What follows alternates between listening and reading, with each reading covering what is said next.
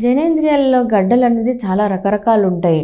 ఒకటేంటంటే మనకి కింద వెజన్నా దగ్గర స్కిన్ ఫోల్డ్స్ లేబియా మెజోరా అని వస్తుంది. అక్కడ బర్తలిన్ యాప్సిస్ అని ఉంటుంది. అదేంటంటే కొంతవరకు ఏంటంటే ఆడవాళ్ళలో ఉండే దౌర్భాగ్యం ఏంటంటే ప్రైవేట్ పార్ట్స్ని శరీరంలో పార్ట్ కింద కన్సిడర్ చేయరు.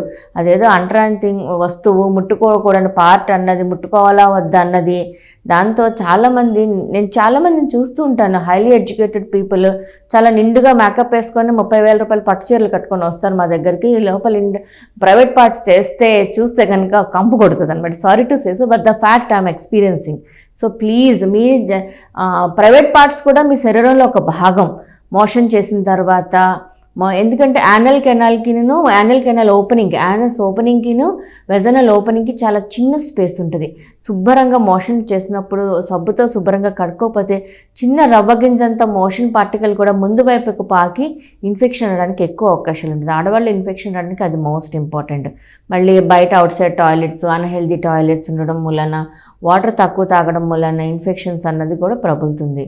ఇంకా గడ్డల విషయంకి వస్తే బాతులిన్ యాప్సిస్ అని చెప్పేసి, పాలిప్స్, సర్వైకల్ పాలిప్ లేదా ఎండోమెట్రల్ పాలిప్స్, ఇవన్నీ ఏంటంటే ఈస్ట్రోజన్ డిపెండెంట్ అనమాట. ఆడవాళ్ళకి ఈస్ట్రోజన్ డిపెండెంట్ కండిషన్స్ ఏర్పడ్డప్పుడు ఇలాంటివి రావడానికి అవకాశం ఉంటే ట్రీటబుల్ అనమాట. ఇవన్నీ అన్ట్రీటబుల్ ఏం కాదు. 90% ఏంటంటే అది వచ్చింది తెలీదు, పోయింది తెలీదు. ఎప్పుడైతే ఒక లేడీ ప్రెగ్నెన్సీ రావట్లేదని కానీ, లేకపోతే పీరియడ్స్లో ఎక్కువ బ్లీడింగ్ అయిపోతుందని డౌట్ వచ్చి స్కాన్లో వెళ్తే అది ఆటోమేటిక్గా బయటపడితే ఆ పర్టికులర్ రీజన్ వల్లనే, ఆ గడ్డ మూలనే తనకి బ్లీడింగ్ ఎక్కువ అవుతుందంటే అప్పుడు తీయాల్సిన అవసరం ఉంటుంది. ఆ గడ్డ ఉండడం మూలనే తనకి ప్రెగ్నెన్సీ రావటం లేదు అని అంటే తీయాల్సిన అవసరం ఏర్పడుతుంది.